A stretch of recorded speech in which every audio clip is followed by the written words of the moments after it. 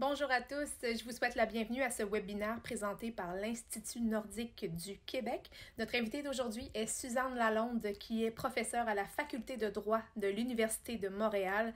Madame Lalonde est fascinée par la sphère internationale et les concepts fondamentaux qui gouvernent les relations entre les États. On parle de la souveraineté, le territoire et les frontières. Après avoir concentré ses efforts de recherche sur le domaine territorial, elle a développé une expertise pour le droit de la mer. Elle approfondit ensuite les enjeux juridiques entourant les océans, devenus une importante réserve de ressources et un objet de grande convoitise dans les relations internationales. Ses recherches en droit international se penchent plus particulièrement sur la région arctique, où les changements climatiques, le nationalisme maritime et l'exploitation des ressources posent de grands défis. Voilà, au nom de toute l'équipe INQ, je tiens à remercier professeur Lalonde d'avoir accepté notre invitation à venir nous présenter une partie de ses travaux. C'est grandement apprécié et je lui cède immédiatement la parole et je vous souhaite à tous un excellent webinaire. Je remercie l'Institut nordique du Québec beaucoup pour son invitation, pour toute l'équipe qui organise ces beaux webinaires et en particulier Madame Andréane Bernatchez qui a été fantastique, là, qui m'a vraiment aidée et épaulée. Merci aussi à vous d'être là à la fin d'un long trimestre pour jaser avec moi de l'Arctique, une région là, qui me tient beaucoup à cœur et qui me passionne. J'aimerais commencer en introduisant certains concepts clés, puis aussi, peut-être, je vous demanderais, en fait, compte, on va peut-être essayer de miser à travers cette discussion sur les occasions où les nécessités de la collaboration, la coopération, à quel point ça revient très souvent. Donc, les concepts clés, j'ai pensé qu'il faudrait peut-être juste se donner quelques repères pour la région arctique pour commencer. Et donc, évidemment, je voulais juste, peut-être que vous connaissez très bien. En fait, surtout quand je parle à des auditoires internationaux, je pense qu'on ne peut pas vraiment comprendre l'immensité de l'Arctique canadien. Parce que oui, la plupart de mes commentaires vont porter essentiellement sur l'Arctique canadien. Ces 94 îles principales, là, il y en a plusieurs qui sont là, dans le top 10 des îles sur la planète. Ce sont des grosses îles, des milliers d'îles secondaires et une énorme superficie, 1,4 million de kilomètres carrés. Puis, je mets dans la dernière petite boîte un peu la superficie de la France métropolitaine pour vous donner une idée. Mais en fait, c'est avec la prochaine image, je pense qu'on peut commencer à comprendre l'immensité de ce territoire.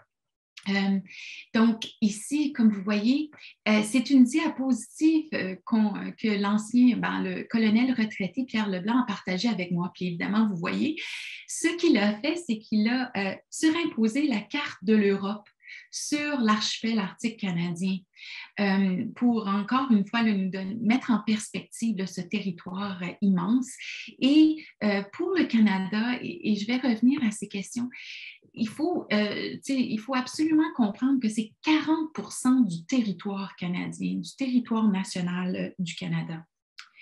Ensuite, l'Arctique représente aussi, pour une personne comme moi qui s'intéresse aux droits de la mer, aux droits d'un État sur les zones marines qui baignent ses côtes, eh bien, les côtes canadiennes en Arctique, c'est 70% du littoral canadien. Donc, c'est vraiment une zone marine très, très importante pour le Canada. Autre chose sur laquelle j'aimerais insister beaucoup, c'est que l'Arctique, c'est un territoire traditionnel autochtone. Environ 1 million d'habitants ou 9% de la population dans la région arctique s'identifie comme autochtone.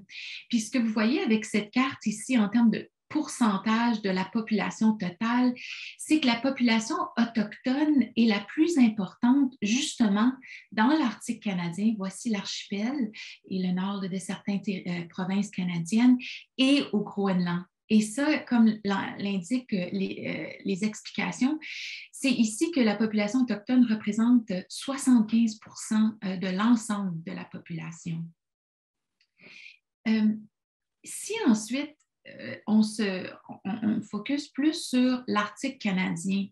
Et là, c'est très spécifique. Ça ici, c'est le territoire du Nunavut. Vous le voyez ici vis-à-vis de la carte du Canada. Mais vous voyez que le territoire du Nunavut s'étend ou englobe la très, très, très grande partie de l'archipel arctique canadien. Et pour les fins de notre discussion, je voudrais aussi juste vous montrer que, en fait, le Nunavut comprend là, la très grande proportion des routes dont on va parler, les routes qui constituent le passage nord-ouest.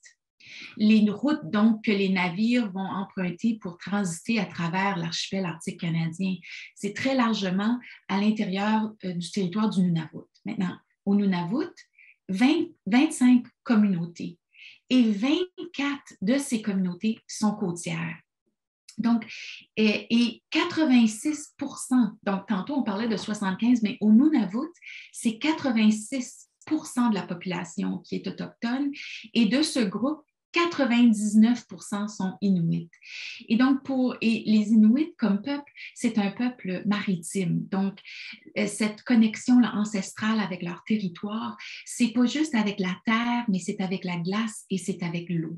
Et donc, ça, c'est très important. Au cas où ça vous intéressait, c'est Baker Lake, la communauté là, qui n'est pas côtière. C'est donc, l'Arctique est donc une patrie, on parle donc de Inuit Nunangat, la patrie Inuit et une patrie autochtone. J'ai beaucoup, dans mes travaux, je concentre beaucoup sur le Nunavut et donc c'est largement une population Inuit. On voit que c'est une patrie là, pour des activités culturelles, traditionnelles, identitaires, mais c'est aussi une nouvelle génération, une nouvelle relation, des nouveaux développements. Et puis, au cas où ça vous intéresserait ici, ça, c'est les Rangers canadiens. Donc, il y a même une force auxiliaire qui fait partie des forces armées canadiennes qui est constituée d'Inuits et d'autres personnes là, qui s'identifient autochtones. Ils patrouillent le territoire, le vaste territoire arctique et en fait surveillent et agissent là, comme gardiens un peu et dans le cadre là, des activités des forces armées canadiennes. C'est aussi nécessairement, on voit toujours ces images, n'est-ce pas, une région avec des espèces iconiques. On pense beaucoup là, aux baleines, au narwhal, le phoque, l'ours polaire, comme vous savez, mais aussi une région d'une importance immense là, pour toutes sortes d'espèces d'oiseaux migratoires. Là. Alors, c'est vraiment un territoire, mais aussi un territoire où la chaîne alimentaire, où le système d'appui à ces espèces est assez fragile parce qu'il est simple. Alors, comme par exemple la chaîne alimentaire, elle est simple, donc une perturbation à un niveau dans cette chaîne pourrait créer là, des impacts dévastateurs. Donc, l'Arctique. L'autre élément donc, sur lequel je voulais insister au départ, c'était cette idée de mutation, une région qui connaît là, des mutations, des changements profonds. Puis évidemment, ça se passe vraiment par c'est les changements climatiques et aussi le réchauffement climatique. Donc, tout ce que j'ai mis sur cette diapo, dans le fond, ce sont différentes manchettes, mais dans le fond, où on parle réellement d'urgence, parce que, comme vous le savez, la région arctique connaît des changements qui non seulement s'accélèrent comme pour le restant de la planète, mais qui sont plus importants que dans la plupart des autres régions de la planète. Donc, un peu dans le fond, là, cette idée là, que le pôle Nord se réchauffe 2 fois plus vite et même que ça pourrait être pire. On parle de l'érosion des côtes arctiques pourrait atteindre 40 mètres par année. C'est extraordinaire comme impact. Et donc, dans le fond, ça apporte là, des conséquences à toutes sortes d'égards. Donc, l'érosion côtière, là, et donc, imaginez aussi, on a des habitations humaines qui sont affectées. Là. Il y a des villages, par exemple, un village en Alaska qui doit être déplacé.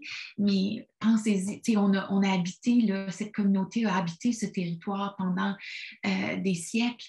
Et là, tout d'un coup, changer d'endroit. Il y a aussi question d'un cimetière qui est menacé.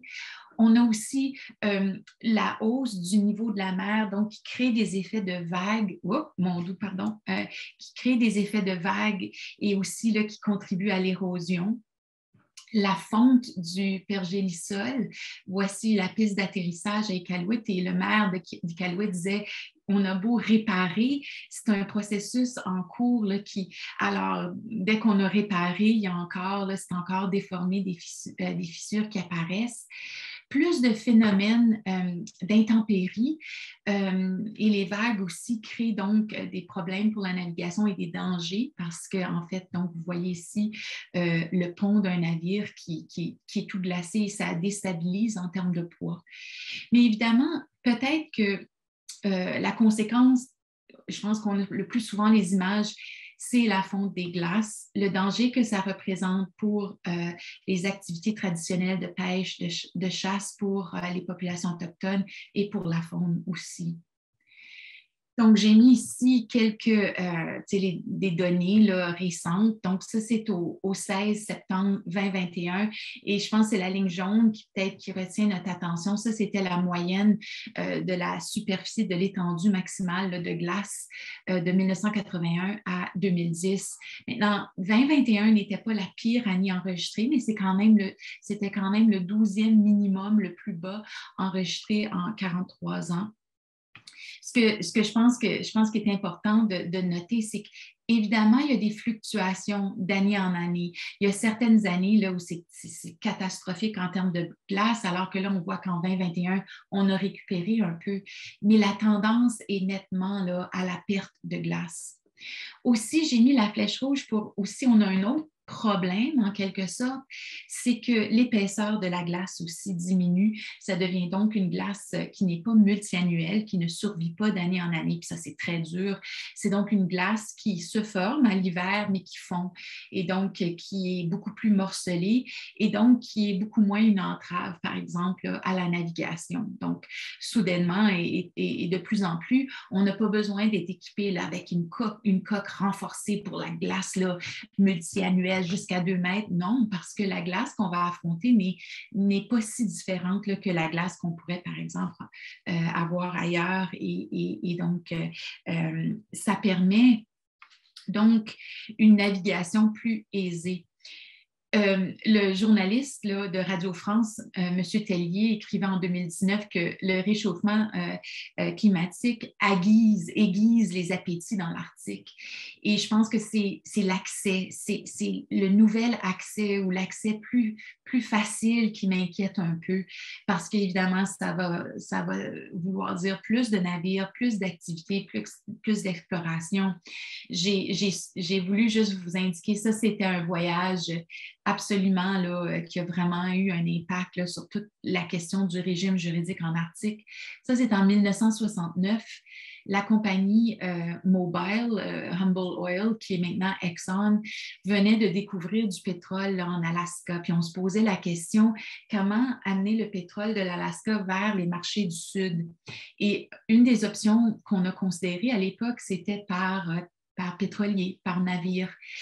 Et donc, le Manhattan, USS Manhattan, qui était le plus grand pétrolier de l'époque, a tenté de transiter le passage nord-ouest.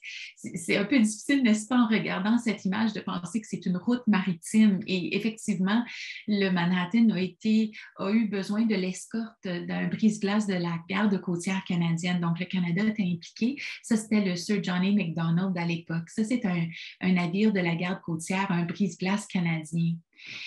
J'ai eu la grande chance en 2006 de transiter le passage nord-ouest à bord d'un autre brise-glace de la garde côtière canadienne, l'Amundsen. Et cette année-là, on cherchait désespérément la glace. Déjà en 2006, il y avait plein de scientifiques à bord qui avaient besoin de la glace pour faire leurs recherches, leur échantillonnage. Puis, on n'en voyait pas. On n'en voyait pas. Alors, juste un peu pour souligner là, la transformation. Ici, j'ai voulu, le professeur Headland et ses collègues, ils sont au Scott Polar Research Institute à l'Université de Cambridge. À chaque année, ils publient des statistiques sur le nombre de transits. Donc, le nombre pas de navires, par exemple, qui quittent le port de Québec puis qui se rendent à Iqaluit, mais carrément des navires qui transitent à travers l'archipel arctique canadien, puis ils expliquent un peu ce qui compte comme des transits. Mais pour les fins, là, je voulais juste attirer votre attention. Les données commencent, voyez-vous, en 1903 avec le Joa, un navire norvégien, donc en 1903. Et je n'ai pas pu tout mettre là, sur la diapo, donc on saute puis on descend à 2003. Donc en 100 ans, on était rendu, selon Headland, à 91 transits. Donc. Et puis, certains de ces navires-là étaient canadiens. Vous voyez le Selma 4 ici, en 2002, il était canadien. Mais il y en a aussi beaucoup d'autres pavillons, la France, l'Irlande, la Russie. Alors, en 100 ans, 91 transits. Et là, si on saute, mais de 2003 à 2021, là, on est rendu à 324 transits. Donc, de 2004, si vous permettez, de 2004 à 2021, donc 18 ans, on a 233 transits, alors qu'on en avait 91 sur 100 ans. Donc, c'est très clair là, qu'il y a une augmentation. Ça, c'est le Nordic Orion, donc des navires de commerce, les navires de croisière comme le Crystal Serenity, puis aussi des navires d'État comme le brise-glace américain Healy, qui a transité le passage nord-ouest l'an dernier. Je veux aussi juste vous attirer votre attention. Regardez à quel point là, il y avait comme un momentum en 2019. En 2020 et 2021, ça se calme, n'est-ce pas? Mais n'oubliez pas que le gouvernement canadien a adopté une réglementation assez stricte qui a interdit presque toutes les activités de navigation commerciale en 2020 et 2021. Et c'était là une réaction à la pandémie. C'était pour protéger les communautés vulnérables du Nord de la COVID. Alors, c'est très normal là, que les statistiques soient qu'il y ait moins de transit, qu'il y ait eu moins d'activités en 2020 et 2021, mais je pense qu'on voit ici la tendance. Évidemment, plus de navires, ça apporte là, toutes sortes de dangers. Et ça, c'est alors des risques d'incidents maritimes, des accidents où ici, alors par exemple, ce navire-là, le MV Nani, a été impliqué dans un échouage à deux reprises. Et puis, vous savez, en 2010, à Joe Haven, il avait à bord ce navire 9,5 millions de litres de diesel. Alors, l'idée d'une marée noire et de ce que ça pourrait impliquer là, pour les écosystèmes marins. Il y a évidemment beaucoup plus de risques et puis il y a des incidents de collision entre des mammifères marins, des navires. Il y a aussi juste le bruit, perturber les routes migratoires. Ça, on dérange l'être humain là, qui vient perturber. Et puis aussi, pour le Canada, ça apporte aussi toutes sortes de considérations en termes de recherche et sauvetage. Et un de ces grands navires de croisière, si jamais il y a un incident où on doit venir en aide à tous ces passagers, c'est extrêmement inquiétant vu les effectifs et puis on n'a même pas de port là, réellement en Arctique. Et évidemment, ces activités-là, c'est pas juste, c'est aussi pour tout ce qui est l'identité et l'existence de nos peuples autochtones dans le Nord, leurs activités traditionnelles. Donc, il y a vraiment un choc et puis essayer de réglementer et d'essayer de concilier cette présence accrue de l'être humain, de navires, avec aussi cette existence et cette identité culturelle autochtone. Donc, voilà, et puis je suis désolée, je vois, là, je parle trop. Dans le fond, comme juriste, je vois, il y a trois sphères de différence. J'hésite, ce n'est pas vraiment des conflits. Je vais me servir du mot différent pour juste illustrer peut-être une différence d'opinion juridique, mais où le différent est bien géré, c'est-à-dire qu'on s'entend, c'est amiable, on a trouvé des moyens là, de gérer cette différence d'avis juridique. Donc, il y a l'île de Hans, et c'est le seul différent territorial terrestre là, dans lequel le Canada est impliqué. Si on pense à la colonne d'eau, donc l'eau, il y a des questions de frontières maritimes dans la mer de Beaufort avec les États-Unis, dans la mer de Lincoln avec le Danemark-Groenland. Je pense que le gros dossier, c'est celui du statut juridique du passage nord-ouest et ça va être vraiment le gros de mes propos.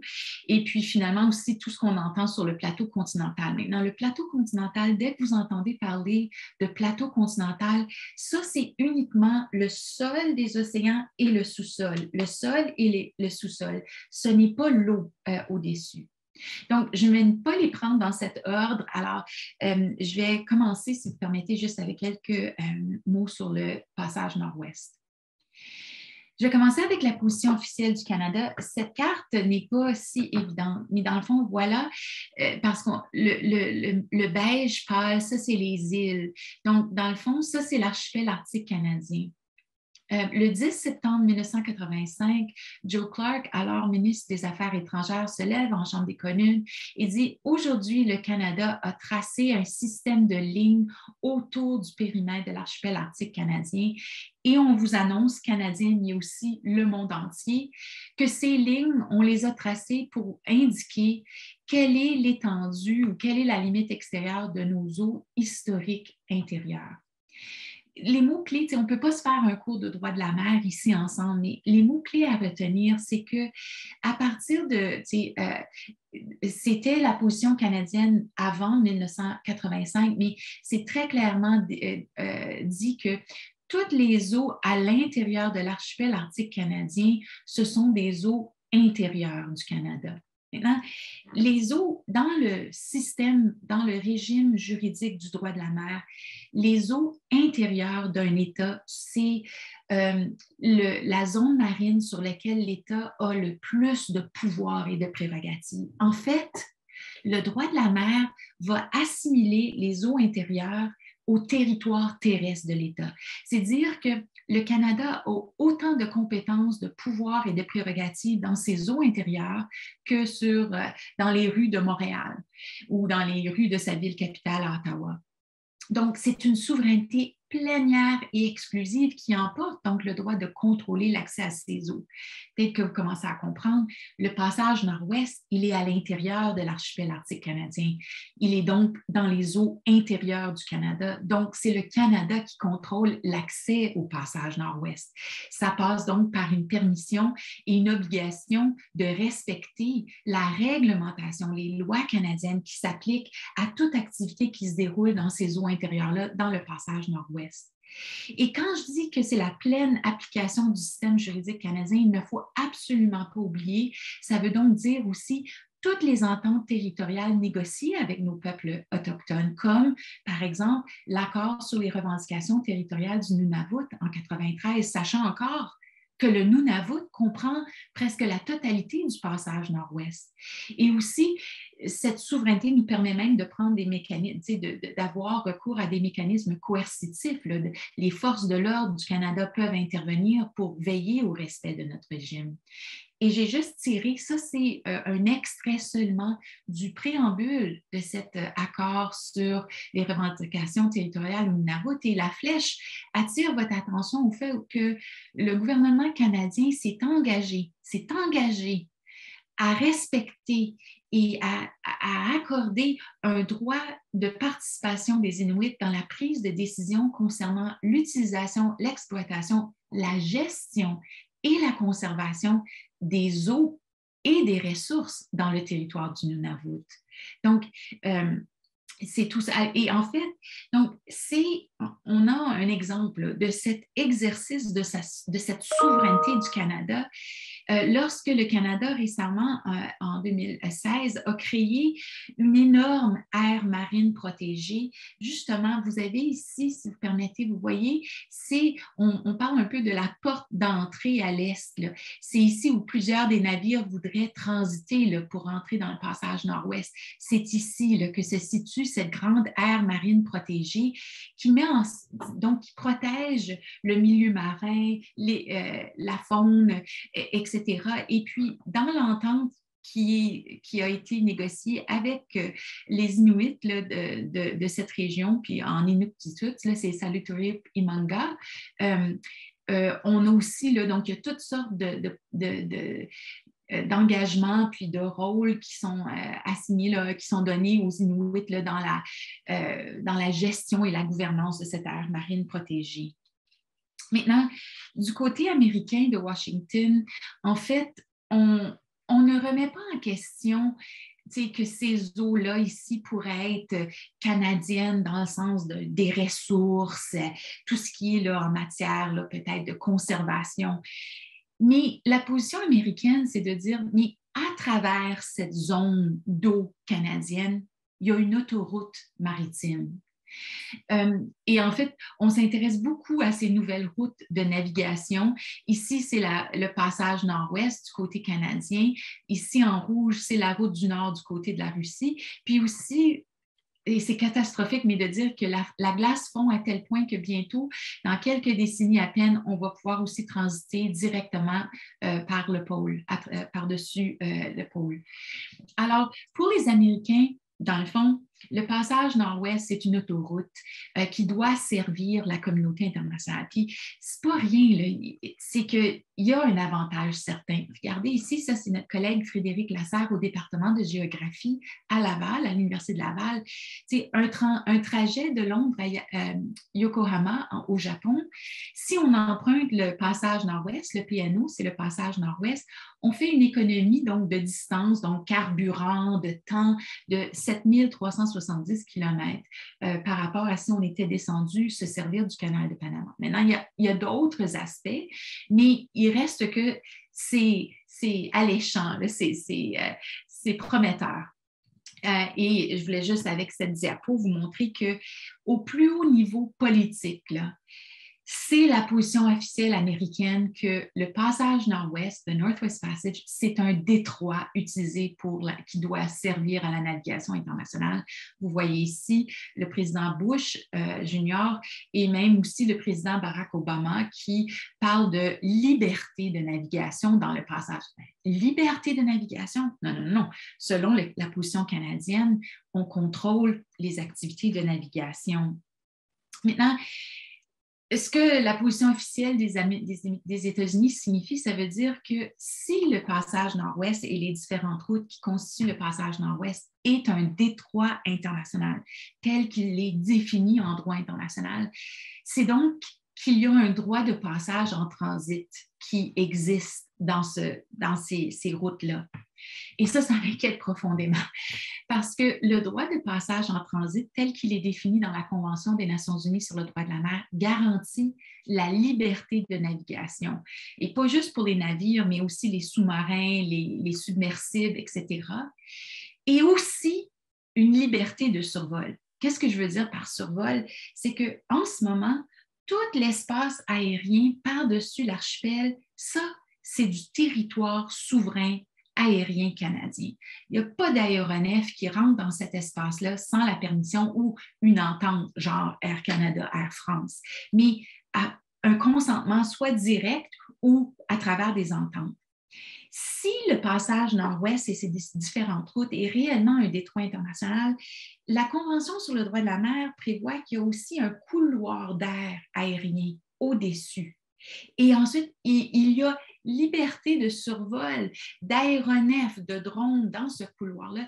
Puis il faut s'entendre, navires et aéronefs civils, commerciaux, mais aussi militaires. Et pour moi, c'est comme, oh non. Alors, ce que je dirais, et avec ces diapos, c'est que oui, Washington a cette position-là qui est très forte et peu favorable au Canada, mais nos collègues américains universitaire, mais même au département d'État. C'est pas vraiment... C'est pas qu'on ne veut pas reconnaître la souveraineté du Canada, c'est que si on fait ça, ça va créer un précédent, puis là, la Russie va avoir plus de confiance, puis ça va affecter la route du Nord, puis elle va se permettre de mettre toutes sortes de réglementations arbitraires. C'est peut-être aussi le détroit de Malacca qui va être affecté, la Malaisie, l'Indonésie. Les Américains craignent que de céder au Canada, ça crée un précédent qui permette à d'autres États qui contrôlent des voies névralgiques d'imposer toutes sortes de réglementations et de restrictions arbitraires. Donc, on a une belle entente entre les gardes côtières américaines, canadiennes, on s'entend, on collabore au niveau des forces armées. En fait, on est partenaire dans NORAD, tout allait bien. Mais vous savez que l'administration Trump a créé toutes sortes de défis. Et bien là, à la fin de 2018 et en 2019, tout à coup, on avait des hauts fonctionnaires dans le gouvernement américain, comme le secrétaire de la Marine, qui commençaient à lancer l'idée que la marine américaine allait procéder à une opération de liberté de navigation dans l'Arctique plus. Ou dans l'Arctique, est-ce qu'ils s'en viennent dans le passage nord-ouest? Est-ce qu'ils vont, pour la première fois de notre histoire, là, foncer, dire on se fout de votre position, le Canada, on va transiter?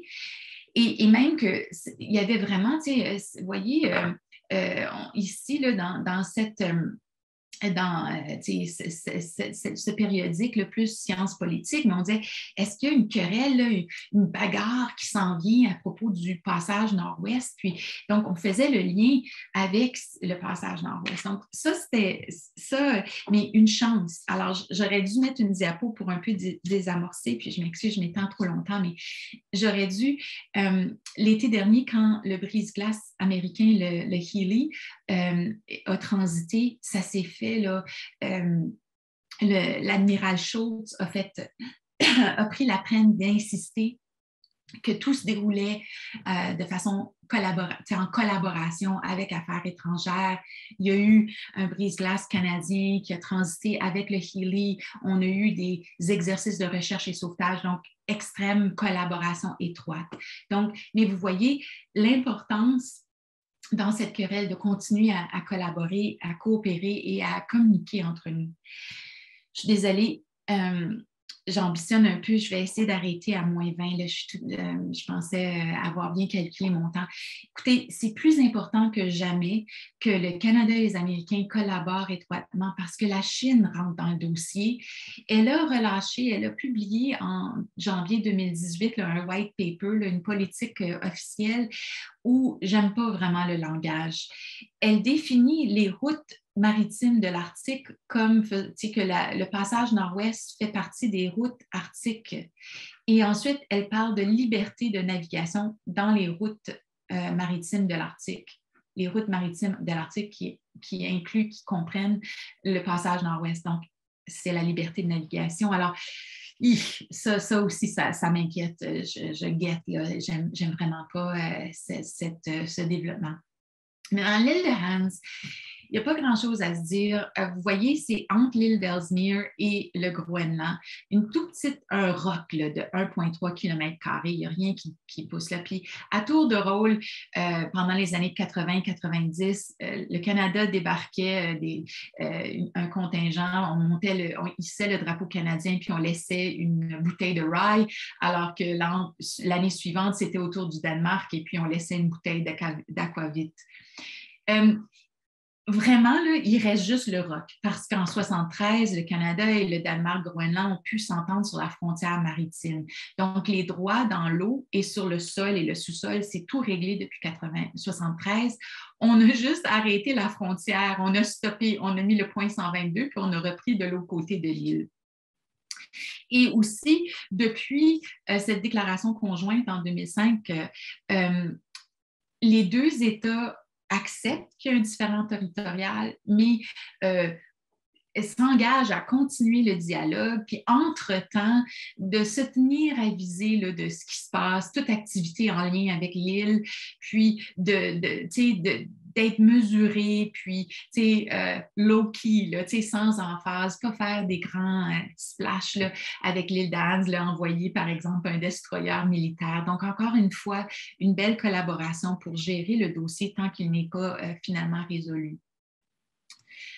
Au pôle Nord, vous vous souvenez peut-être en 2007, là, Arthur Tchilingarov qui était allé poser le drapeau, ça avait déclenché vraiment beaucoup là, de craintes face à une nouvelle guerre froide, une course aux ressources du sol et du sous-sol. Le plateau continental, c'est le sol et le sous-sol. Mais pour un peu calmer là, cette fureur, en 2008, vous voyez les 5 États riverains au bas de la diapo, donc Canada, Danemark, États-Unis, Norvège, Russie se sont engagés, là, ont déclaré là, qu'il convenait là, qu'il y a un régime juridique du droit de la mer qui s'applique, puis qu'ils s'y engageaient et qu'ils s'engageaient à régler de manière pacifique leurs différends. Je vais terminer avec le plateau continental, puis les frontières dans la mer de Beaufort et la mer Lincoln. On pourrait peut-être en parler pendant les questions.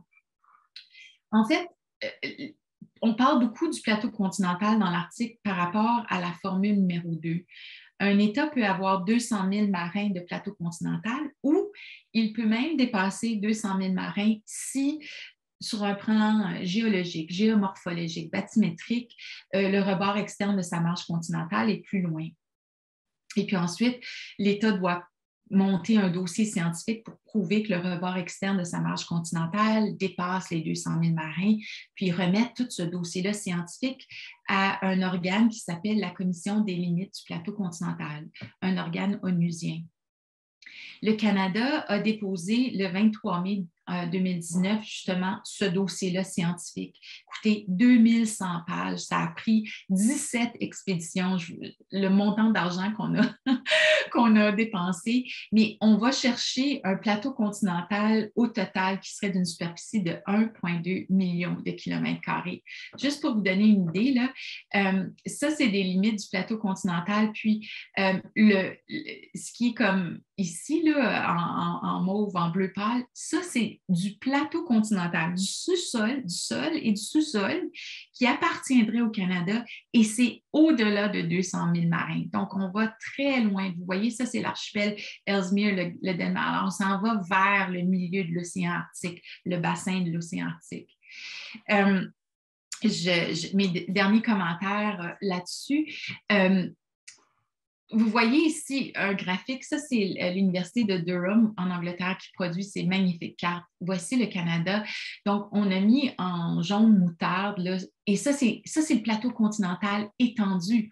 Ça, c'est 200 000 marins. Alors, ça, c'est tout ce que le Canada revendique comme lui appartenant même au-delà de 200 000 marins. Le problème, c'est que la Russie aussi revendique beaucoup plus loin que 200 000 marins. Et le Danemark, Groenland aussi revendique beaucoup plus que 200 000 marins, si bien qu'il y a des chevauchements. Donc, la Russie, par exemple, le Canada et le Danemark ont tous, dans leur dossier scientifique, revendiqué une portion du sol et du sol en commun. Ça apparaît dans chacune des 3 revendications. Puis notre problème, c'est qu'on a un beau processus. Alors, je m'arrête avec ça. Revenir à la déclaration d'Ilulissat, tous les États riverains s'engagent à respecter le régime juridique. C'est super, c'est génial. Et les États riverains font leur devoir, ont fait leur expédition scientifique, sont allés chercher leurs données scientifiques, ont remis ça, vous avez les dates, des fois en partie, mais ils ont tout remis leur dossier à la commission, sauf que la Convention des Nations unies sur le droit de la mer dit que la commission, elle est impuissante. Elle peut analyser les données scientifiques, mais ce n'est pas elle qui va trancher où va être, si je prends mon curseur, où va être la frontière, la limite externe du plateau continental canadien versus la limite externe du plateau continental russe et danois aussi. C'est pas la commission, elle n'a pas la capacité juridique, elle n'est pas habilitée à tracer les frontières. Alors, éventuellement, c'était aux États côtiers de négocier par des mécanismes politiques, diplomatiques, de régler cette question de la frontière une fois que la Commission aura évalué les dossiers. Et avec l'état des relations Ouest-Russie en ce moment, c'est difficile à imaginer là, comment ces négociations-là vont se dérouler. La seule chose, mon dernier point, ce serait de dire que, dans le fond, le processus va être de longue haleine. La commission travaille très lentement. Il y a beaucoup d'autres dossiers avant les dossiers canadiens et danois surtout. Alors peut-être que par le temps là, que ça sera notre tour, la situation mondiale se sera stabilisée. Alors je suis désolée d'avoir dépassé mon temps. Je m'emporte toujours là, en parlant de ces questions. Si vous voulez parler de Beaufort et de... Ça, c'était les quelques petites diapos, mais elles vont être dans le PowerPoint. Alors, juste cette idée, l'impératif de la collaboration, puis à quel point c'est perturbé en ce moment, le Conseil de l'Arctique qui est suspendu, par exemple. Alors, je vous remercie beaucoup et j'ai hâte de recevoir vos questions. Merci beaucoup, Madame Lalonde, pour ce séminaire vraiment fort intéressant, puis un peu alarmant, je dois dire. On va passer à la période de questions, mais moi, je me demandais comment ça fonctionne avec l'administration Biden, puis j'imagine que les États-Unis ont vraiment intérêt à travailler avec le Canada pour les frontières, surtout avec ce qui se passe avec les agissements de la Russie en ce moment. Savez-vous un peu comment ça pourrait favoriser les ententes? Oui, il y a eu beaucoup de développements très positifs. Donc, en parlant avec certains de mes collègues finlandais, ils disaient que c'était vraiment, le Conseil de l'Arctique, c'était vraiment très, très difficile pendant l'administration Trump, juste aussi, comme vous le savez, sur tout ce qui était changement climatique, impossible d'adopter aucun rapport, aucune déclaration qui mentionnait les changements climatiques. Donc, c'était une paralysie en quelque sorte. Et puis, le secrétaire de la Marine, j'ai appris que c'est un fonctionnaire qui est nommé. Donc, c'est une position politique. Et puis, il s'appelait Spencer, ses déclarations d'opération de liberté de navigation dans l'Arctique, c'était en tout cas vraiment... Écoutez, j'écrivais tout le réseau, on s'écrivant en disant qu'est-ce qui s'en vient, qu'est-ce qui va se passer. Donc, depuis que l'administration Biden est au pouvoir, donc, changement de cap là, sur les changements climatiques. Donc, ça, c'est déjà extraordinaire. Et puis, c'est vraiment quelque chose. Tout le monde guettait ce transit par le brise-glace américain Healy, parce qu'oubliez pas, les brise-glaces américains font partie de l'organigramme des forces armées américaines. Et même que l'admiral Schultz prenne le temps de dire ça, c'est un exercice de collaboration entre nous et nos voisins canadiens, c'est comme et parce que vous avez raison, M. Savard, c'est entièrement dans le meilleur intérêt des États-Unis qu'on travaille étroitement et de façon là, très amicale. Et je pense que c'est ça qui se passe là, au niveau des agences, des différentes agences. Donc, je pense que c'est juste que la prochaine élection américaine, j'avais une collègue d'Europe qui disait, mais ça serait mieux d'avoir une entente avec les Américains ferme parce qu'on ne sait jamais quel autre personnage pourrait être à la Maison-Blanche. Et puis, elle n'a pas tort, mais je pense qu'on ne l'aura pas, cette entente-là. Il faut juste espérer que la collaboration en pratique continue.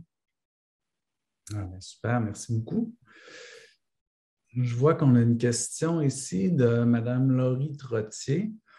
Est-ce que le droit international de l'environnement, plutôt que le droit international de la mer, peut être d'un certain secours pour éviter l'usage du PNO? Merci beaucoup pour votre question. Dans le fond, si je peux répondre en deux temps, tant que le Canada tient bien, puis qu'il n'est pas, les eaux nous appartiennent, c'est le régime canadien qui s'applique, en fait, là, c'est de la responsabilité du Canada. Donc, il s'est engagé à toutes sortes d'instruments juridiques du droit de l'environnement, même l'accord de Paris, mais toute une panoplie des ententes sur la pollution des navires. Alors, c'est au Canada de prendre ces engagements-là internationaux, de les intégrer dans ses lois canadiennes nationales, de les appliquer au PNO, puis de surveiller et de passer à l'action s'il y a des violations, des infractions. Donc, et pour moi, ça, c'est le meilleur scénario. Où ça devient un petit peu plus inquiétant, c'est si le PNO est un détroit international, donc une autoroute, là, une voie qui est prise en charge par le droit international. À ce moment-là, les règles sur la pollution qui vont s'y appliquer, ça va être des règles de pollution environnementale internationale. Et il y a des régimes qui sont corsés, qui sont efficaces, mais il y a aussi d'autres instruments où les standards sont... Le Canada, par exemple, a des lois plus sévères pour tout ce qui est déversement des eaux usées, etc. Alors, les règlements internationaux, les standards sont un peu moins sévères. Puis ensuite, le gros problème, c'est un navire qui serait dans le PNO, détroit international, zone internationale, et il y a un problème. Par satellite, on constate qu'il déverse de l'huile mécanique. Là, les pouvoirs d'intervention contre ce navire-là, c'est là où c'est beaucoup plus délicat parce que c'est un détroit international. Donc, oui, le droit international environnement, absolument, c'est un fondement essentiel, mais c'est au niveau de la mise en œuvre, du respect, ça serait beaucoup plus... C'est un régime beaucoup plus fort et efficace si on est sous le contrôle canadien. J'espère que ça répond à votre question, Mme Trottier. Mme Trottier, vous avez le droit de parler si vous voulez intervenir. C'est bon, merci beaucoup. Merci. Est-ce qu'on aurait d'autres questions pour Mme Lalonde?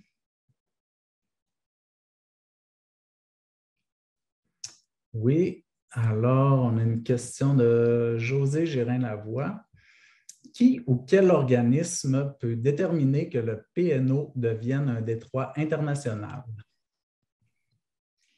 Ça, c'est une excellente question. Merci beaucoup pour la question. Donc, dans le fond,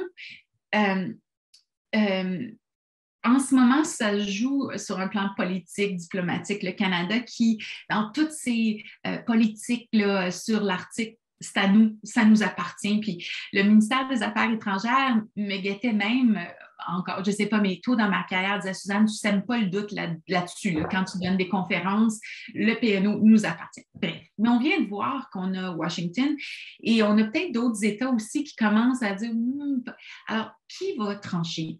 Finalement, les seules instances qui existent, il n'y a pas d'autorité internationale au-dessus des... Ce serait donc des instances judiciaires comme la Cour internationale de justice ou le Tribunal international du droit de la mer ou un tribunal d'arbitrage. Maintenant, ce n'est pas facile en droit international pour un État d'intenter ce type d'action parce que, et c'est une des faiblesses du droit international public général, avant qu'une instance, disons, comme la Cour internationale de justice, puisse être saisie d'une querelle, de trancher un litige, elle doit avoir le consentement des deux États.